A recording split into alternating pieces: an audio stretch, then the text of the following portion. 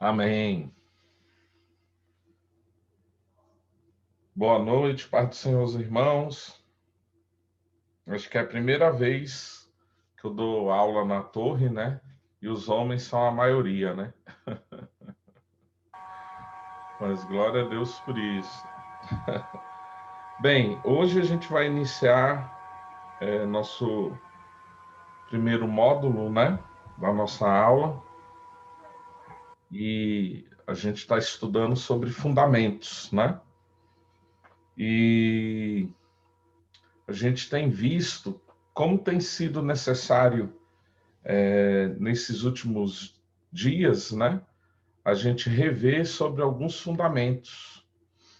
E principalmente porque a gente tem percebido que muitos não têm tido, né, base para não se deixar envolver, enganar pelas filosofias, né, ideologias, e até mesmo na questão política, né, a gente viu como as pessoas dentro de uma polarização, elas se perdem, né, e não conseguem andar como a Igreja de Cristo deve andar.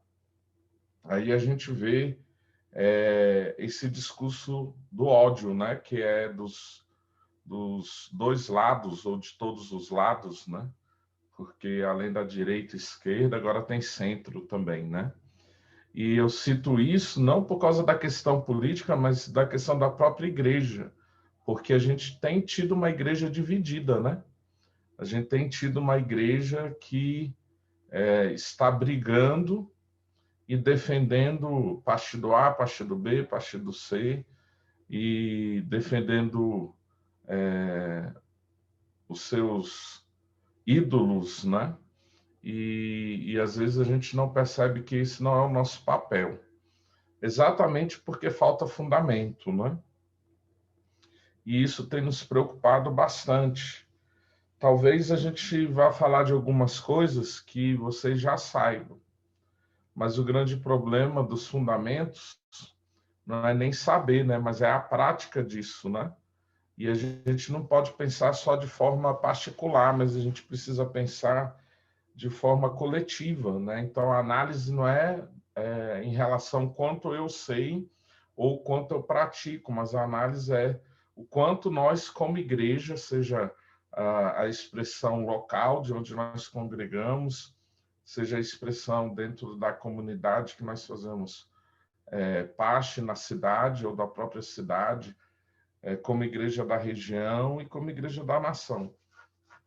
Então, como igreja brasileira, no geral, a gente percebe que uma grande maioria, né, tem andado de forma rasa e às vezes até buscando profundidade, buscando crescer teologicamente, buscando desenvolver ideias bíblicas até mais profundas, né? Aí a gente tem os teólogos do YouTube e tudo, né? Mas quando você vai ver essas pessoas até falando de coisas profundas, você vai ver que essas pessoas não têm base, né?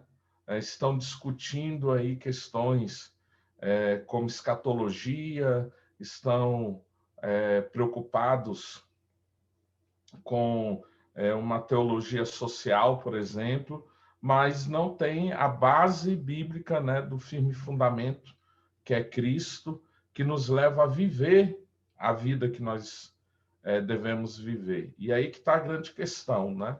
Porque se nós oramos, se nós adoramos com canções, se nós liberamos proclamações e a gente não tem a autoridade que a gente deve ter em Cristo, isso não vai adiantar nada.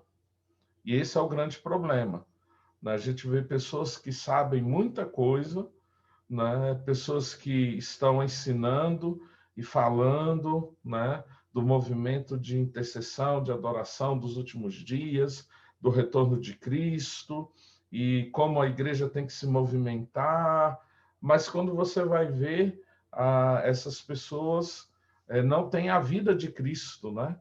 E a partir do próprio lar, a partir da própria casa. Então a gente vê pessoas com grande embasamento teológico, né, viajando, fazendo conferências, né, a gente vê pessoas entrando até a nível de batalha espiritual pela cidade, pela nação e tudo, mas quando você vai ver, tudo aquilo que elas estão liberando não tem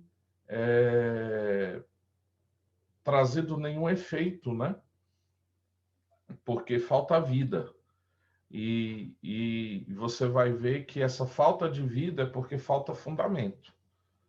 E a gente precisa entender essas coisas e começar a recapitular com os irmãos quais são esses fundamentos da fé, né?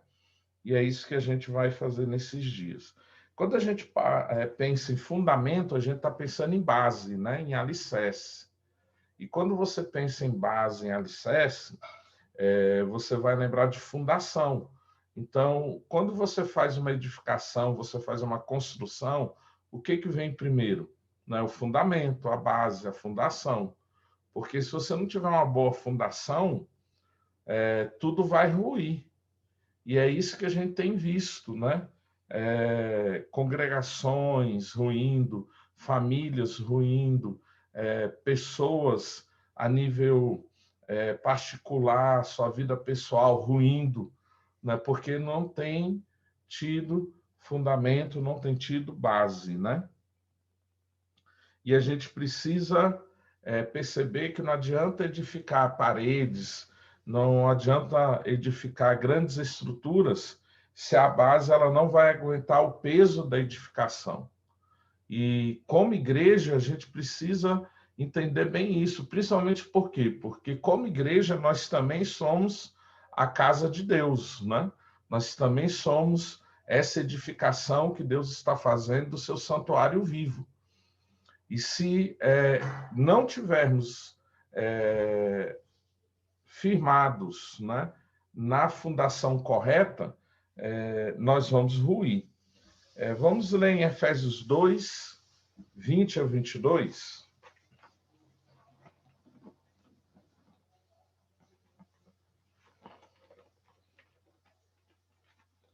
Efésios 2, 20 a 22.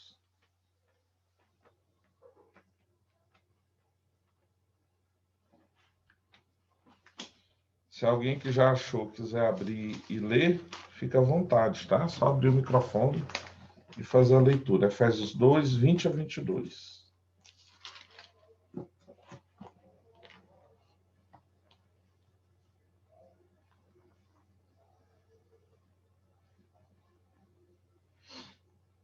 Então, eu vou ler. Edificados sobre o fundamento dos apóstolos e profetas, sendo ele mesmo Cristo Jesus a pedra angular. Quando a gente pensa no fundamento, né, apostólico e profético, a gente precisa entender que esse fundamento é Cristo. Ele é a pedra angular. E no verso 21 vai falar, no qual todo edifício bem ajustado cresce para santuário dedicado ao Senhor, no qual também vós juntamente estáis sendo edificados para a habitação de Deus no Espírito. Então, como igreja, nós estamos sendo edificados como essa habitação, como essa casa de Deus, né? Como essa morada de Deus. Amém? Vamos ler Mateus 7.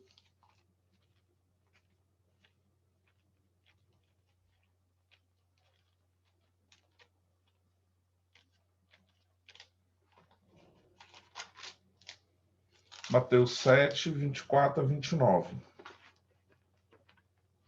Mateus 7, 24 a 29 vai falar: todo aquele, pois, que ouve essas minhas palavras e a pratica será comparado a um homem prudente, que edificou a sua casa sobre a rocha. E caiu a chuva, transbordaram os rios, sopraram os ventos, e deram com ímpeto contra aquela casa, que não caiu, porque foi edificado sobre a rocha. Todo aquele que ouve essas minhas palavras e não as pratica, será comparado a um homem insensato, que edificou a sua casa sobre a areia, e caiu a chuva, transbordaram os rios, sopraram os ventos, e deram com ímpeto contra aquela casa, e ela desabou, sendo grande a sua ruína. Quando Jesus acabou de proferir essas palavras, estavam as multidões maravilhadas da sua doutrina. Amém? Então, a gente vê o que Jesus está falando aqui.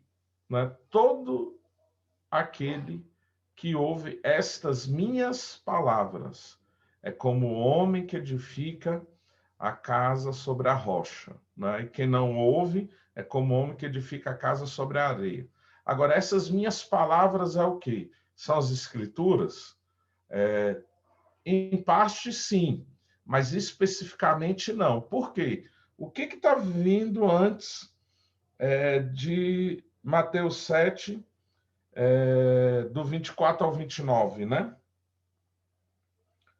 E a gente precisa entender o Sermão da Montanha. Né? Assim como Moisés subiu no monte e recebeu, né, os 10 mandamentos, Jesus também sobe no monte, sobe na montanha, e ele traz o que? A legislação do reino. Então, olha o que Jesus está falando aqui. Todo aquele que ouve essas minhas palavras e as pratica, né? A gente precisa lembrar disso, é comparado a um homem prudente que edificou a sua casa sobre a rocha. Então, Jesus está falando que esse fundamento, né, que mantém a casa firme, que mantém a casa sobre o alicerce correto, né, vem por base dos seus ensinamentos. E esses ensinamentos envolvem o quê? O Sermão da Montanha. Amém? Então, a gente vê aí, né, um embasamento bíblico para a gente entender aí de forma pessoal, né, onde nós devemos edificar a nossa vida, né? E devemos edificar nossa vida sobre os ensinamentos de Jesus. Lá no 29, que eu não li, vai falar assim: porque ele as ensinava com quem tem autoridade, não como os escribas. Então, o ensino de Jesus, ele era pautado em autoridade. Né? Então, as pessoas ouviam aquelas palavras e perceberam que o ensino daquele mestre era diferente dos outros mestres que eles já ouviram, inclusive daqueles que eram conhecedores da lei. Por quê? Porque havia autoridade nas palavras de Jesus. E a igreja, se ela quiser andar em autoridade, ela tem que estar alicerçada nos ensinos de Jesus. E ela precisa entender, ela precisa praticar, né, a legislação do reino. Então, o Sermão da Montanha, para a gente, é algo essencial, e eu acho que, como igreja, eu quero aproveitar aqui o pastor Diego, né? Como igreja, a gente deveria estar estudando o Sermão do Monte. A gente deveria estar revendo esse ensinamento de Jesus. E a gente deveria estar praticando o que Jesus está falando ali. Amém? Porque isso vai gerar, né, essa firmeza pessoal que nós precisamos ter. Por que eu estou falando pessoal? Porque Jesus está falando, todo aquele, pois, que ouve essas minhas palavras e as pratica, será comparado a um homem. Então, a legislação do reino, ela vem dar essa base sólida, né, para a nossa vida cristã. Amém? Então, nós precisamos entender isso. Enquanto o fundamento coletivo é o próprio Cristo, né, o fundamento pessoal é o ensinamento de Cristo, que cada um tem que praticar. Amém? Se vocês quiserem falar alguma coisa, tá? É só abrir o microfone e me chamar que eu deixo vocês falarem também. Ok? Então, o fundamento da vida cristã são o conjunto dos ensinamentos básicos, ou seja, as verdades fundamentais, onde a nossa vida tem que estar apoiada. Amém? Vamos ler 1 Coríntios 3, de 10 a 15?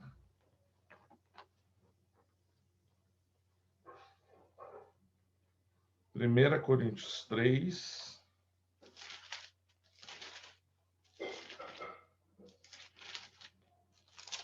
de 10 a 15. Alguém quer ler? O Rael, pastor Diego, quiser ler? Vou ler aqui, pastor. Amém. 1 Coríntios 3, do 10 ao 15, não é isso? Isso. Segundo a graça de Deus, que me foi dada, lancei o fundamento como um sábio condutor, e outro edificou sobre ele.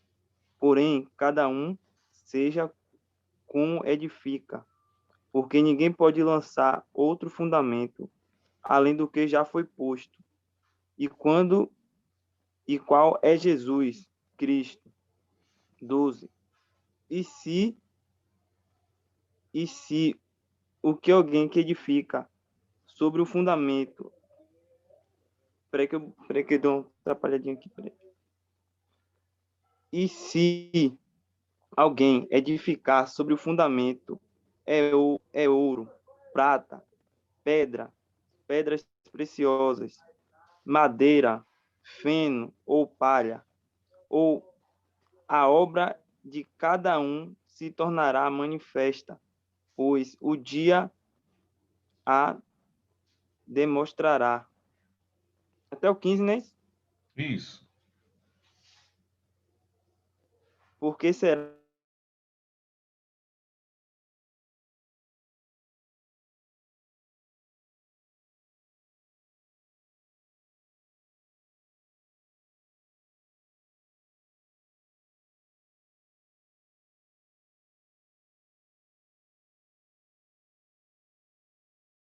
danos, porém ele mesmo será salvo, mas como o que esteve do fogo.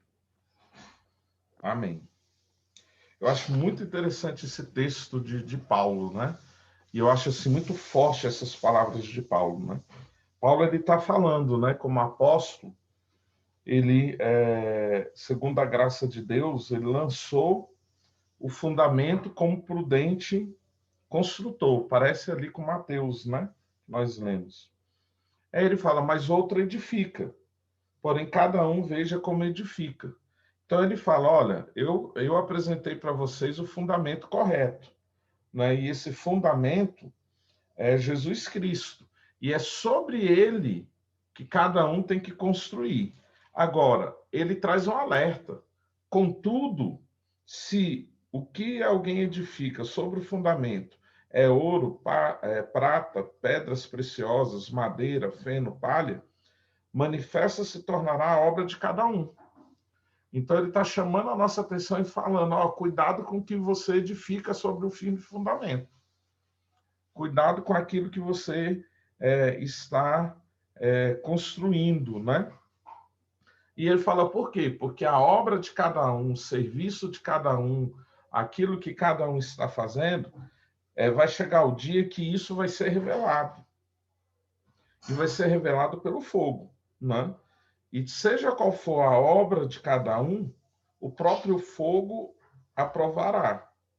Se permanecer a obra de alguém que sobre o fundamento foi edificado, né, esse receberá galardão. Agora, se a obra de alguém se queimar, sofrerá ele dano. Mas olha que interessante. Mas esse mesmo será salvo, todavia, como que através do fogo. Ainda que aquilo que está sendo edificado não permaneça, o fato da pessoa edificar algo sobre o firme fundamento, isso vai garantir a pessoa salvação. Ela não vai perder a salvação. E a minha preocupação é o seguinte: e quem não está edificando nada?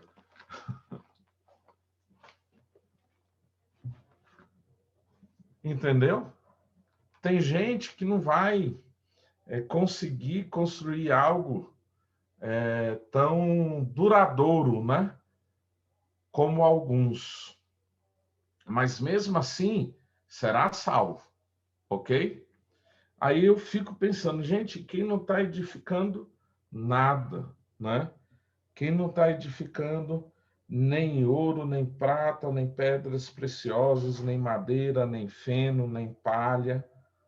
Porque ainda que algum desses elementos, né, ao passar pelo fogo,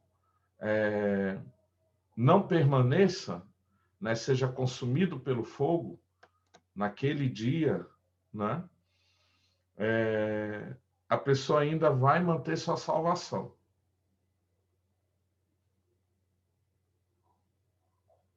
E eu acho isso muito forte, né? Acho isso muito pesado, né?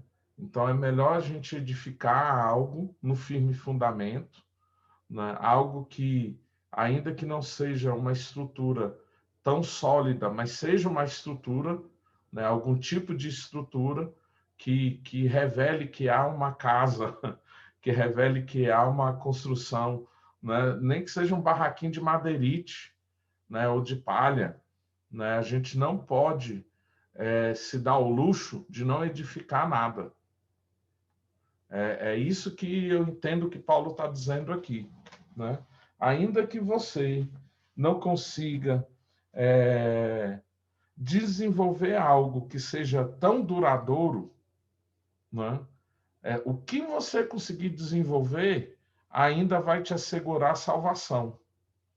Aí ele fala que desse dia, né? Porque vai chegar o dia que as obras vão ser reveladas. Então eu entendo que é o grande dia de Jesus, o grande dia do Senhor. Quando Jesus voltar, todas as obras vão ser reveladas, todas as obras vão ser julgadas. Então, por isso que ele usa a palavra fogo, né? Porque o fogo vai trazer esse julgamento. E aquilo que é duradouro vai permanecer, mesmo passando pelo fogo.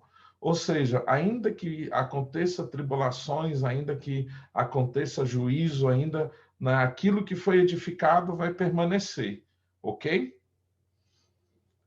E a pessoa vai receber galardão.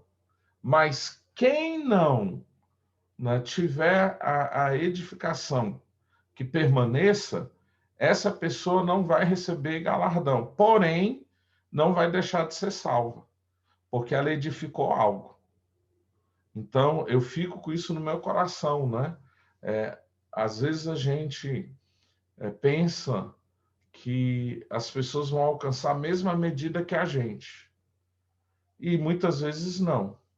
Porém, ainda que não seja algo que diante da provação, que diante das lutas, né, venha construir um legado permanente, vou usar esse termo, né, essa pessoa ainda está numa situação melhor do que quem não está construindo nada.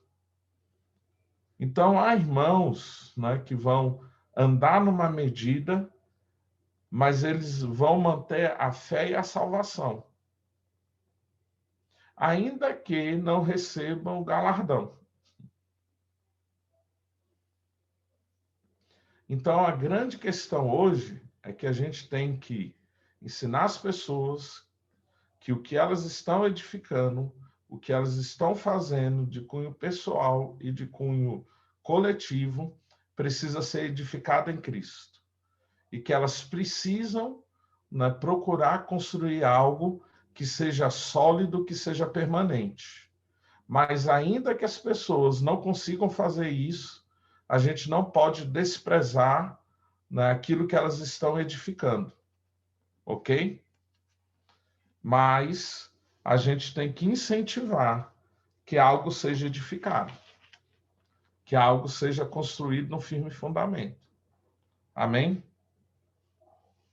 Vamos ler Hebreus 5:11.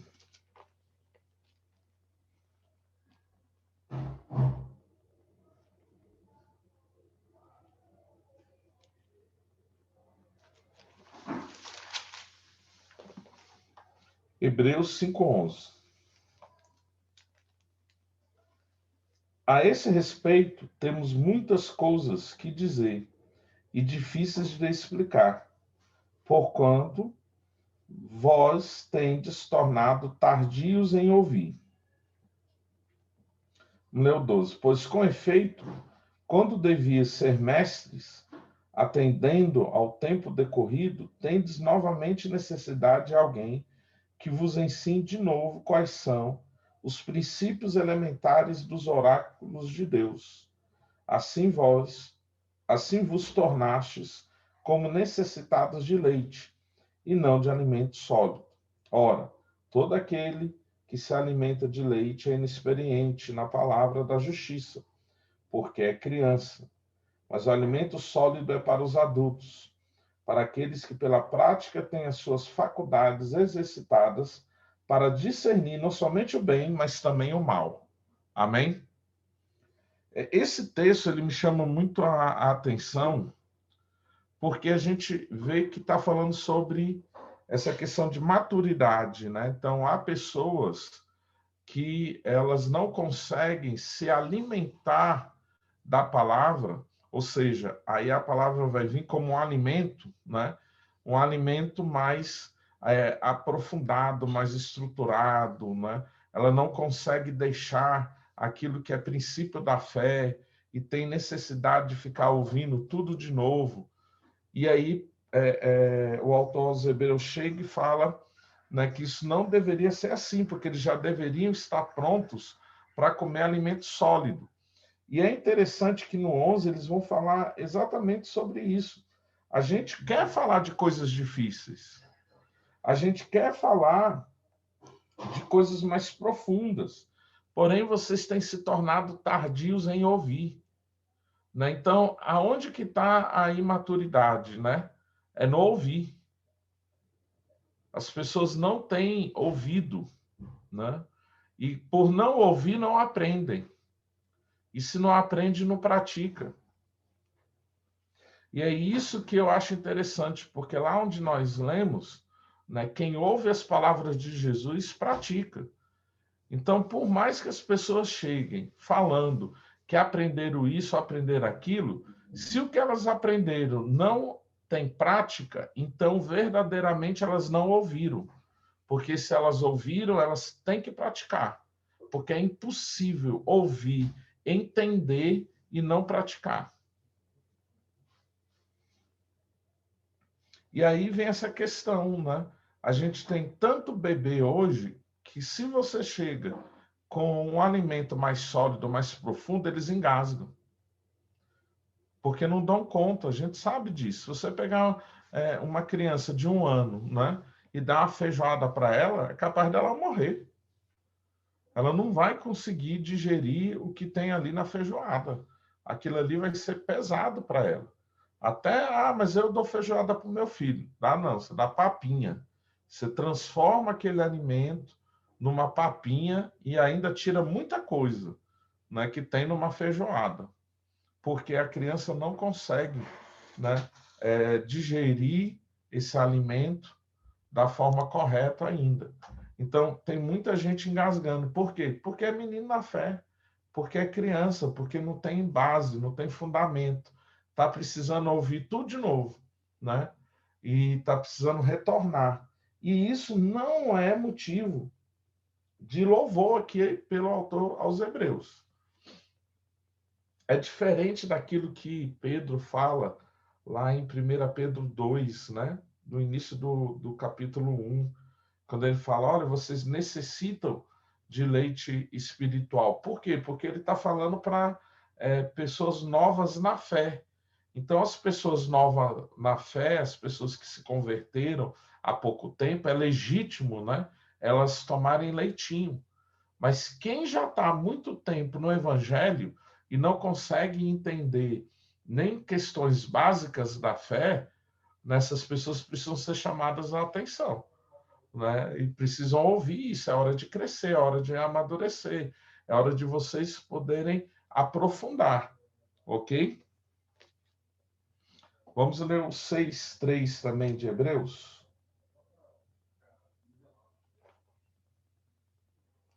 Vamos ler a partir do 1, né? Por isso, pondo de parte os princípios elementares da doutrina de Cristo, deixemos-nos levar para o que é perfeito, não lançando de novo a base de arrependimento das obras mortas e da fé em Deus, e o ensino de batismos e da imposição de mãos, da ressurreição dos mortos e do juízo eterno. Isso faremos se Deus permitir, ok? Então, Paulo continua e ele fala assim, olha, não era mais para a gente ficar ouvindo essas mesmas coisas, né? Não era mais para a gente ficar ouvindo essas questões que são iniciais na fé, né? A base de arrependimento das obras mortas, da fé em Deus, o ensino de batismos, da imposição de mãos, da ressurreição dos mortos e do juízo eterno. E se a gente for pensar, irmãos, é o que a gente mais ouve nas pregações, nas nossas reuniões hoje. E eu vou ser um pouquinho chato nisso, às vezes não é nem culpa dos pregadores, né, dos ministros, dos pastores, dos mestres, é porque o povo não aguenta ouvir algo mais profundo. Aí a gente tem que chamar as pessoas, né, para uma avaliação pessoal, porque não é que não tem alimento sólido da parte de uma liderança, entendeu? É que as pessoas não querem crescer, as pessoas não querem amadurecer. E isso que a gente vê na sociedade hoje, né, de pessoas com 30, 40, 50 anos ainda morando na casa dos pais, isso é uma realidade espiritual também, porque as pessoas se acomodaram, as pessoas terceirizaram, as pessoas elas querem ser dependentes mesmo. Elas não querem avançar, elas não querem crescer, elas não querem alcançar uma é, interdependência, né? Espiritual, vamos dizer assim. As pessoas não querem desenvolver a fé, porque a gente sabe disso, né? Quanto mais você cresce, envelhece, amadurece, mais responsabilidade você assume. E a gente precisa tirar as pessoas deste lugar. Amém? A gente precisa levar essas pessoas a entenderem isso. E a gente precisa começar, infelizmente, revendo fundamentos. A gente precisa, infelizmente, voltar a essas questões elementares da fé. E é interessante, Paulo, aos Colossenses, né? Ele fala que ele ora novamente para que Cristo seja formado neles, né? Porque parece que o primeiro gerar não trouxe o resultado esperado. E Paulo, novamente, eu estou orando e sofrendo dores de parto, para que Cristo seja formado em vós, né? Eu acho que é esse tempo nosso como líderes, né? Esse é o tempo nosso diante de uma igreja tão imatura no Brasil, da gente orar e novamente voltar a sentir dores de parto, para que Cristo seja gerado nessas vidas. Porque a gente está olhando para muita gente e a gente não está sentindo o cheiro de Cristo, a gente não está vendo o aroma de Cristo, a gente não está percebendo Cristo nas vidas, e a gente vê isso a partir de casa, né? A gente, nessa pandemia, a gente vê lares destruídos, né? Maridos batendo em esposa, filhos, né? Rebeldes, né? Tudo por quê? Porque algo precisava ser abalado, né? O abalado veio para ser abalado nesses dias. E a gente precisa realmente retornar e rever esses fundamentos. Então, é uma necessidade, né? Na verdade, a gente fazer isso. E a gente precisa entender o quê? Que, como discípulos de Jesus, a gente tem que transmitir com clareza e fidelidade esses fundamentos aos que se aproximam de Cristo. Porque essa é a minha maior preocupação. Como a maioria não tem fundamento, e a gente continua fazendo serviço, a gente continua fazendo a obra, a gente continua, né, cooperando aí, evangelizando, e as pessoas estão vindo. E os que estão vindo, não é? O que eles estão recebendo? Se os que já vieram não estão com os fundamentos corretos. Então, essa é uma preocupação, né, que nós devemos ter. E a gente precisa entender que quando a gente fala de fundamento, a gente está falando daquilo que é absoluto, né? eles não mudam com o tempo. Então, a gente está falando de princípios, né?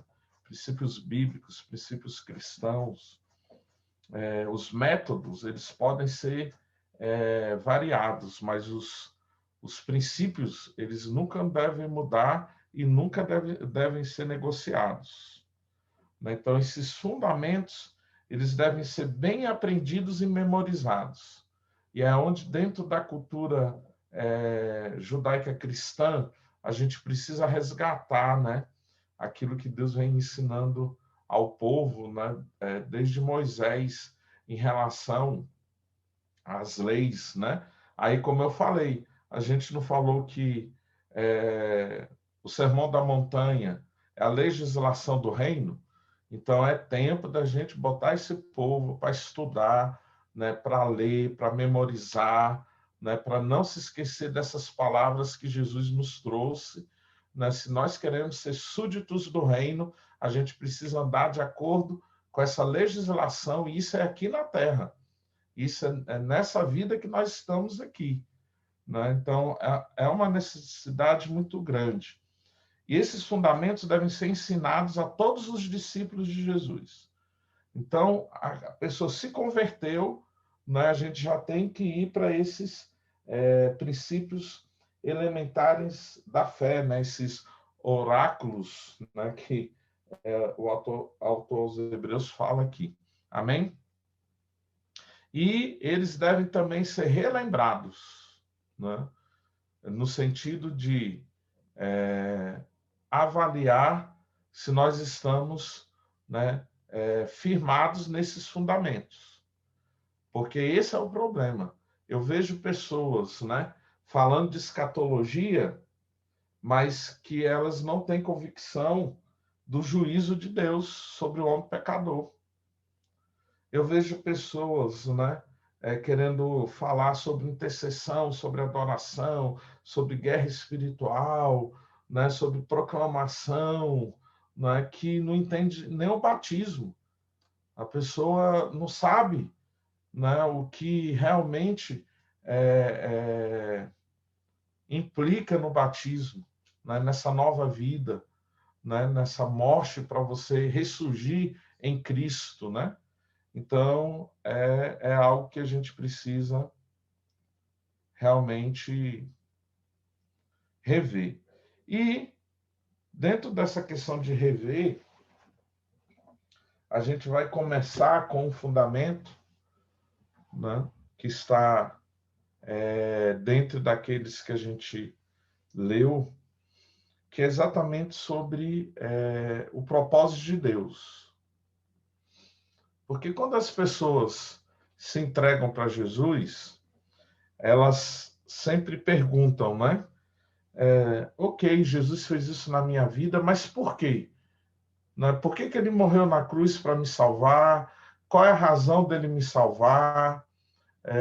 O que ele quer de mim? O que eu tenho que fazer? Qual é o objetivo dele? Qual é o plano dele? Qual é o propósito dele na minha vida, né? Aí, a gente precisa entender isso, porque isso também vai fundamentar outras questões da fé, como salvação, como escatologia, né? Como o propósito pessoal, porque eu creio que cada um de nós temos um propósito pessoal, Deus também tem um propósito para com a nossa família, ele tem um propósito profissional também, vocacional com todos, né? Mas existe um propósito que é geral, né? Que é o plano de Deus em relação à redenção da humanidade, né? Por que ele fez isso? Tudo através de Cristo. Aí a nossa cabeça hoje, né, vai funcionar. Ele fez isso para salvação. E o propósito da igreja hoje é ir para o céu, né? E isso, dentro do entendimento escatológico que eu tenho hoje, isso é um problema, né? Porque o que eu penso é que ninguém vai para o céu, né? Pelo menos morar, né? mas a gente vai subir os céus para casar e voltar. E eu não creio que a gente vai fazer isso num tempo assim demorado, né? Mas ok, isso aí a gente deixa para uma outra aula aí, né? Mas se a gente conseguir trazer o Fábio Coelho, eu acho que ele vai entrar nisso melhor, né? Mas o que que acontece? A gente precisa entender isso, porque a igreja hoje pensa que o propósito de Deus é a salvação do homem, a salvação da humanidade, a salvação das pessoas, né?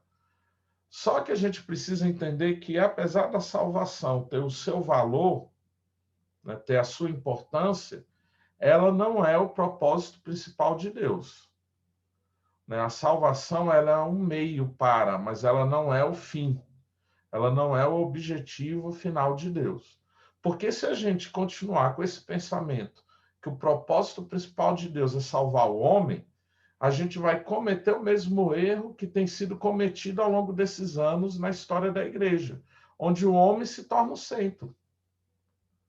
Então, parece que tudo que Deus faz em prol do homem, para o homem, né, é porque o homem ele tem um lugar de importância e ele é o centro, né, do olhar de Deus. E a gente precisa entender isso. Primeiro, quando a gente pensa de salvação, de redenção, isso não diz só a respeito do homem, ok? Porque o que Deus quer fazer em relação à salvação e redenção não é só com o homem, mas com toda a criação, ok? Quando Jesus voltar, a restauração, né, total, ela não vai ser só do homem, ela vai ser de todas as coisas, inclusive na terra.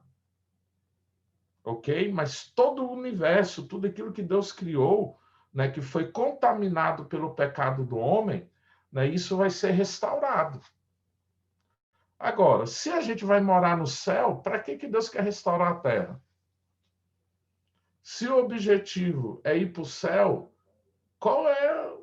Para quê? Só para a gente fazer uma visitinha aqui, né, e tal. Então, tem algumas coisas que a gente precisa voltar a questionar para a gente não se perder, né?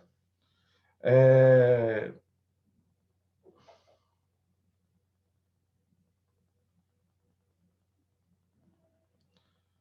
Vamos ler 1 Timóteo 2, 3 a 4.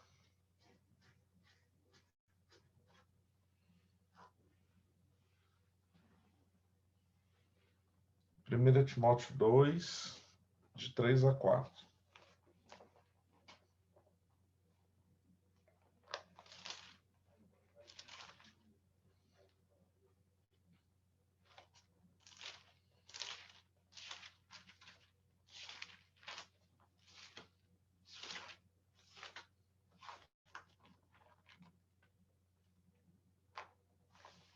Primeiro Timóteo 2, de 3 a 4. Isso é bom e aceitável diante de Deus, nosso Salvador, o qual deseja que todos os homens sejam salvos e cheguem ao pleno conhecimento da verdade. Amém? Então, a salvação é o que? É o desejo de Deus, para que o homem retorne ao propósito original. Amém? Mas ela não é o propósito principal de Deus. Ok? O que acontece?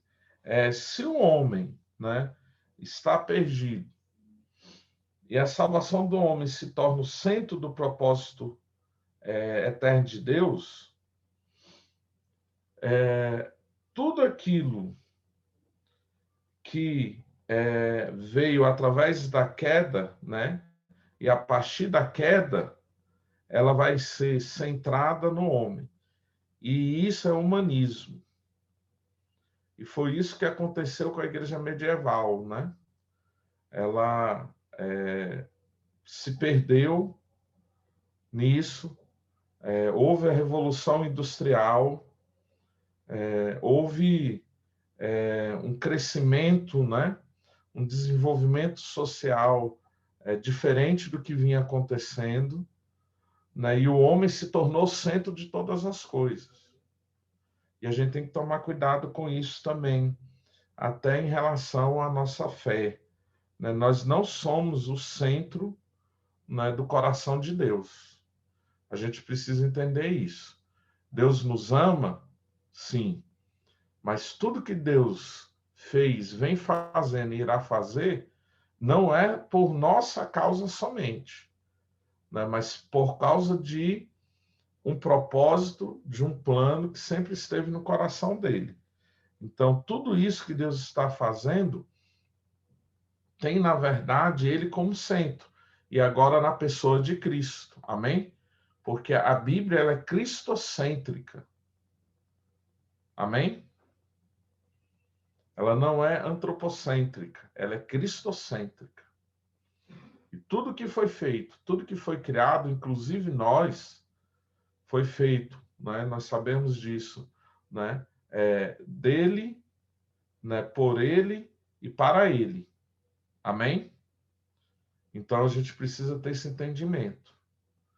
E quando a gente se envolve, né, na adoração, na intercessão, a gente tem que fugir dessa cultura de que a nossa adoração e a nossa intercessão ela tem que ter um foco a partir de nós. Aí é onde a gente vê canções, orações muito pautadas no eu, né? E na necessidade que nós temos, e não na vontade de Deus. Não temos, muitas vezes, uma adoração focada em Deus, né? E muitas vezes a gente analisa no Brasil as músicas, tem música que não tem como cantar, irmãos. Porque ela está focada no homem, ela está buscando o prazer do homem, é hedonista, canções hedonistas, né? A minha vitória tem sabor de mel, se você não torcer por mim, né? Você já sabe o que vai acontecer.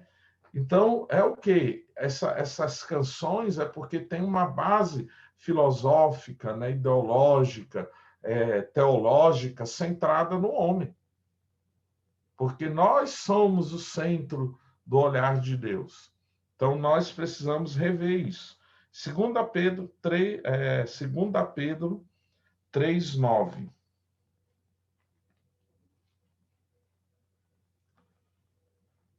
Eu vou ler só mais esse versículo hoje, porque eu quero terminar às 9 para realmente dar tempo de vocês falarem, de vocês perguntarem. Eu tenho sentido falta disso. Então, eu vou procurar nessas aulas falar 1 hora para dar tempo de vocês participarem. 2 Pedro 3:9, né? Não retarda o Senhor sua promessa, como alguns a julgam demorada. Pelo contrário, ele é longânimo para convosco, não querendo que nenhum pereça, senão que todos cheguem ao arrependimento. Amém? Aqui é onde a gente tem aquele texto citado, né, por Pedro, das Escrituras, né? Que um dia é como 1000 anos e 1000 anos como um dia, né? Aí Pedro chega, Deus não vai retardar a sua promessa, como alguns estão falando que é demorada. Pelo contrário, ele é longânimo, né, conosco, ele é paciente conosco, né? Então, aquilo que a gente está achando que é demorado, não é demorado, né? Na verdade, a misericórdia de Deus para conosco, porque ele está dando a oportunidade para que todos se arrependam. Então, Deus está demorando na sua promessa. Isso a gente pode pensar dentro de um pensamento profético, escatológico, daquilo que Deus vem falando, que vai acontecer com a humanidade. E isso pode pensar também em cunho pessoal, né? Aquilo que Deus me prometeu, ele ainda não cumpriu. Por que ele não cumpriu? Misericórdia dele.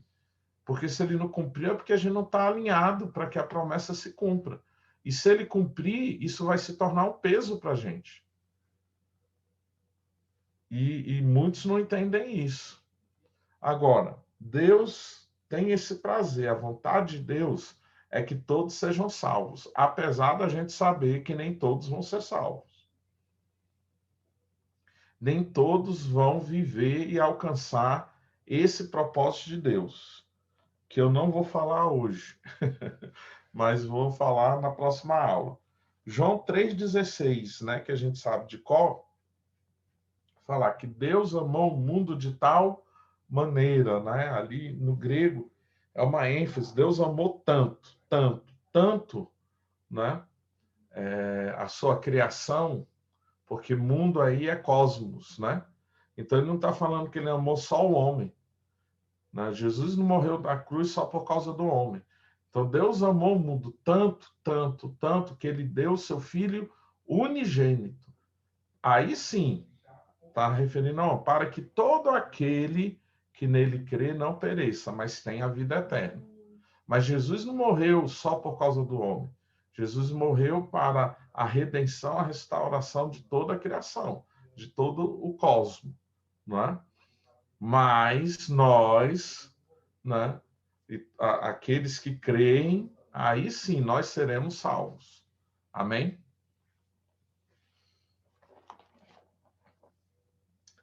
Então vou parar por aqui, né? Se alguém dos irmãos quiser comentar ou perguntar, fica à vontade, tá bom?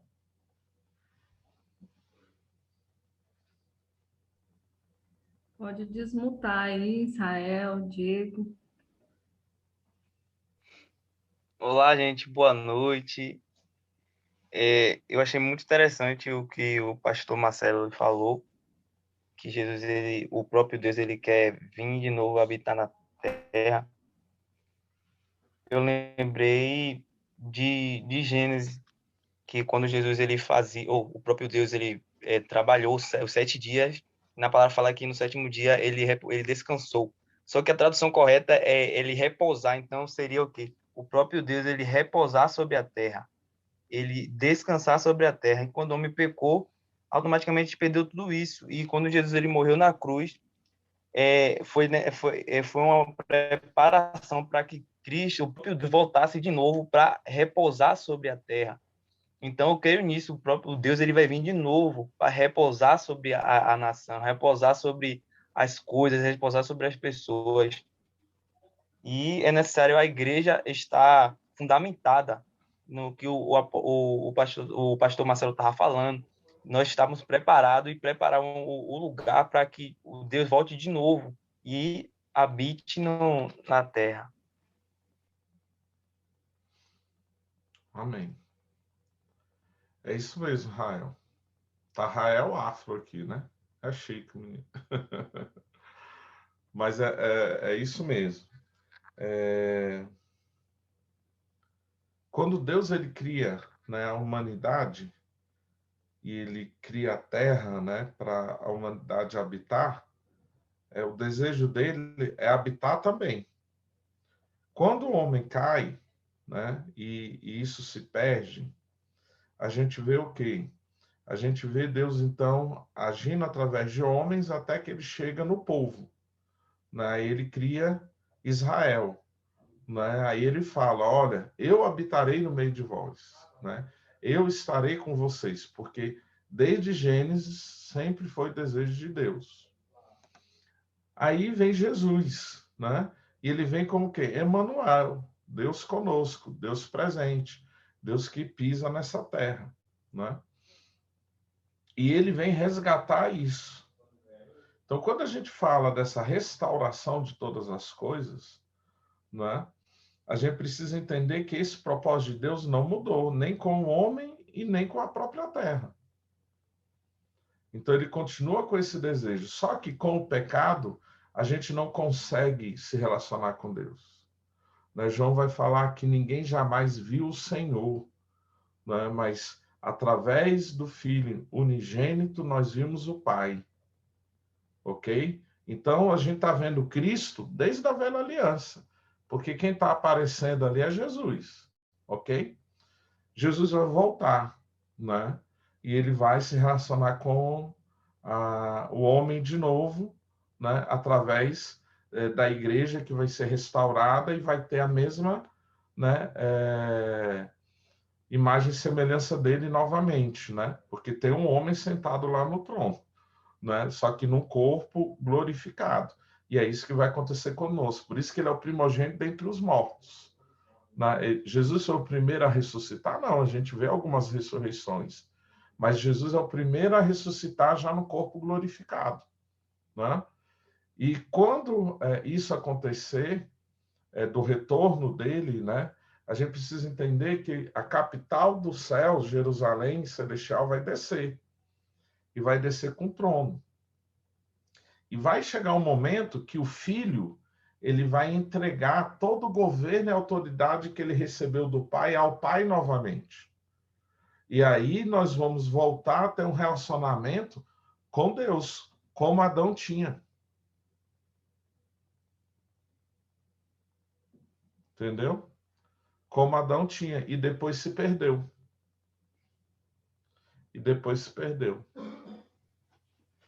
Diego, acrescenta mais alguma coisa aí para nós?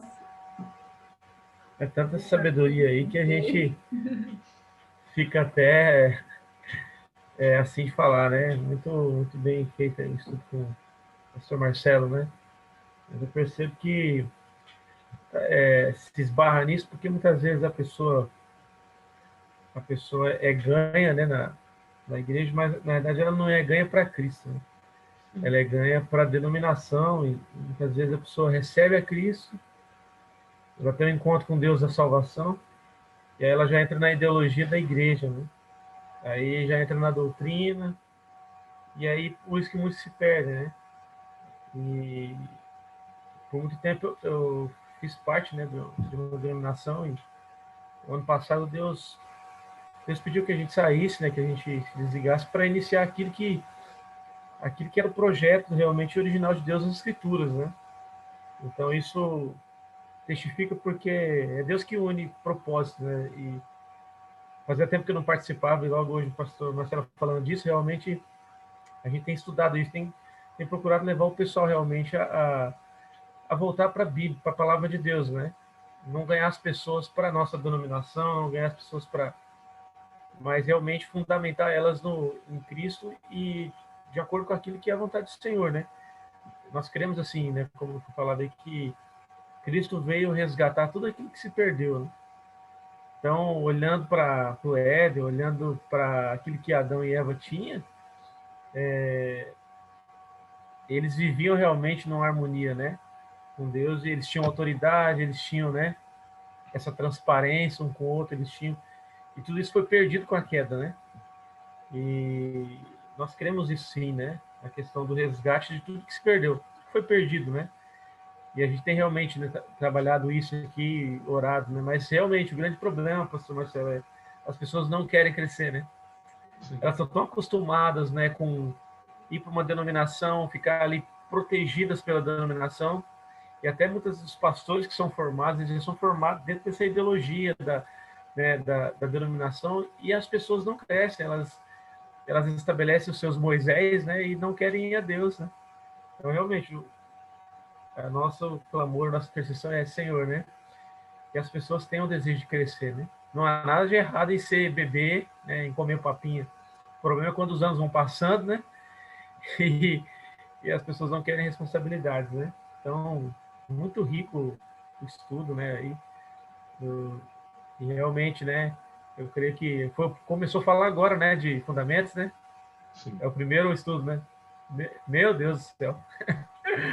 Imagino que vai vir por aí, né? Só de você falando aí, pastor, na questão do Deus vir habitar na Terra, né?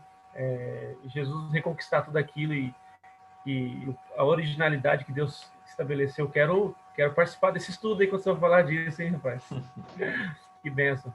Glória a Deus. Amém. Eu acho que a palavra, Diego, é discipulado, né? Por que a gente perdeu essa base dos fundamentos? Porque a gente não discipula como igreja no Brasil, né? O discipulado virou o quê? A pessoa se converte, aí a gente faz um estudo de batismo de 6 meses, a gente batiza a pessoa, depois dá um tapinha nas costas e fala, e aí, nego, agora se vira, viu? Se vira aí nos 30, entendeu? E não há esse acompanhamento. E é isso que nos guarda também, porque A gente precisa voltar às mesas. A gente precisa entender que Jesus era um homem mais de mesa do que de púlpito. Não é por isso que o povo fala, mas é comilão esse seu mestre aí, né? Aí, ó, João não comia, vocês criticavam. Jesus que come, vocês estão criticando. Mas a grande questão é que é nesses momentos de convívio, de relacionamento, onde a gente consegue se aprofundar nas Escrituras. E era isso que Jesus fazia. Jesus tinha um grupo, né, que o acompanhava, que eram as multidões, e ele tinha um linguajar com as multidões. Jesus tinha os 70, mas Jesus tinha os 12. E dos 12 ele tinha 3. Né? E a gente precisa entender isso. A gente falar disso na igreja, e na minha aconteceu isso. O pessoal veio falar, é porque tem divisão na igreja. Não, não é porque tem divisão, não. É porque dependendo da maturidade da pessoa, tem mesa que ela não pode sentar. Eu gosto de falar em cima dos filmes americanos, que no Brasil a gente perdeu isso, né? Mas você vê o casamento americano, tem a mesa dos jovens, a mesa dos adultos e a mesa das crianças. Por quê? Porque o casamento, no conceito americano, e isso acontece com os judeus também, né? É um momento de você rever a família, de você tocar em assuntos, né? Com aqueles que você tem mais proximidade. E tem assunto que os adultos vão conversar que os jovens não podem participar. Assim como as crianças. Por isso que eles não sentam na mesma mesa. Para que aqueles que estão na mesa, eles tenham liberdade de poder não só conversar, mas também comer aquilo que é para adulto. Você pode ver que nesses filmes a comida das crianças na mesa é diferente, entendeu? Daquela que é servida para os adultos. E a gente não entende isso. Mais do que nunca é dia de mesas. A gente tem que ter mesa com os mais maduros, a gente tem que ter mesa, porque com os mais maduros é onde nós mesmos crescemos, onde a gente vai ouvir, aprofundar, e a gente vai dar aquela viajada, e uau, e tal, entendeu? Mas você pega aqueles mais jovens, né, eles já não vão poder participar ainda. Então, você vai dentro daquilo que eles estão conseguindo. E os bebês, menos ainda. Entendeu? Pega um cara, acabou de ser salvo, você já joga um pensamento escatológico em cima do cara, né? Ou um fundamento de batalha espiritual. E é isso que aconteceu nesses dias. Você tem pessoas aí que estão orando, né? Querendo destronar demônios, principados da cidade. O cara tem 1 ano. 1 ano. Aí tem aqueles, né, que são, vamos dizer assim, conseguem romper e crescer em 1 ano. Então, não estou falando de tempo exatamente, mas estou falando realmente de aprofundamento. Aí você vê as pessoas, o cara não tem um básico, moço, né? Ele não tem um básico. E a gente está enfiando o cara lá para encarar principado e potestade, entendeu? Ele não tem nem vida ainda, ele mal começou a desenvolver a vida prática dele cristã. Ele ainda tem problema no casamento, ele ainda tem problema relacional com os pais, entendeu? E isso não foi trabalhado. Onde é que a gente trabalha? Discipulado. Né? Eu não estou falando de revistinha, não estou falando de relacionamento. Foi isso que Jesus falou. Antes de Jesus enviar os 70, os 12, Jesus chegou e falou, vem e segue-me. E ele sentava, comia com os caras, e os caras ouviam ele ensinando. E outra coisa, viam ele fazendo, olhava. Aí depois que ele passou um tempo, foi que ele enviou 70. Né? Aí depois que ele ressuscitou, ele faz o envio mundial agora, ele manda os 12. E é isso que a gente precisa entender. Né? Aí é onde eu volto. Qual é o tempo básico para um bom discipulado com uma pessoa ou um grupo pequeno, vamos dizer assim? Pelo menos 3 anos, né? Pelo menos 3 anos. E é isso que as pessoas não entendem. Né? E a gente nota, aqueles que querem mesmo, aqueles que forçam a barra, eu fui um desses que forçou a barra, porque quando eu me converti de verdade aos 18 anos, que eu fui criado na igreja, né? Eu falei, eu quero ser acompanhado, eu quero alguém que fale na minha vida, eu quero alguém que me corrija alguém que aponta o dedo na minha cara, que manda eu criar vergonha na cara. Entendeu? E eu busquei isso, porque os caras não sabiam fazer. Essa é a grande questão, os caras não sabiam fazer. Não havia esses pais com esse entendimento para apontar para Deus como meu pai, né? Porque não é para si. E esse é um problema quando a gente vê essa questão de paternidade. As pessoas estão querendo que os filhos fiquem debaixo da aba deles. E a gente também não está gerando filho para a gente está fazendo filho para a aba. Né? E a gente precisa entender isso. Então, discipulado, isso que você falou aí, continue fazendo, continue desenvolvendo. Agora, faça isso de forma mais intencional e com grupos menores também. Né? Tem aí tem a multidão, tem aí os 70, tem os 12 e tem os 3. Porque esses caras vão multiplicar. Uau, rapaz, você falando de mesa, não sei se você, parece que você está falando para, desculpa o Rael, né, e a Ivonete, mas parece que está falando para mim, porque o nome da nossa igreja aqui é Mesa. Amém. É Missões Evangelísticas Servir e Amar, e é pautado realmente nisso, né, em relacionamento, em estar perto, né, em estar junto, uma das coisas que a gente sempre fala, né, Jesus quando chamou os 12, primeiro ele chamou para que eles estivessem com ele, né? Sim. E depois que eles foram pregar, né? Então, parece que realmente deixa um propósito. Pra você ter ideia, hoje eu não ia nem participar também. Eu tô aqui em outra cidade, e aqui na casa da minha mãe, aqui em Dourados, né? Fica 200 quilômetros abaixo de Campo Grande. Vou passar uns dias aqui nas férias, né? E eu falei, eu vou entrar, receber a mensagem da Ivonete, eu vou entrar. Então, meu Deus, que benção. Amém. Eu já estou tomando como um conselho apostólico já para minha vida, né? A questão de ter as mesas aí, realmente muito pontual. Glória a Deus. Amém. Amém.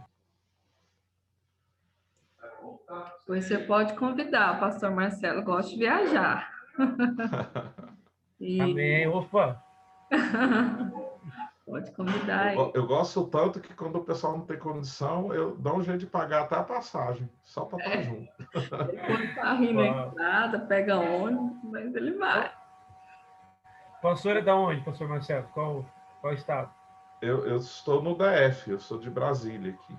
A Brasília é pertinho, eu vou para Campo Grande, Brasília, para chegar assim. Mais longinho é lá no Israel, né? É em Salvador? Israel tá onde?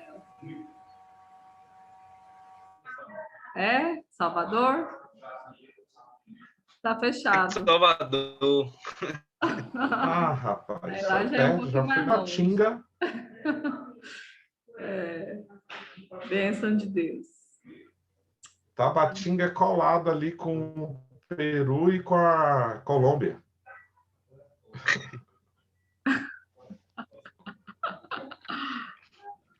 Eu fui de barco, viu?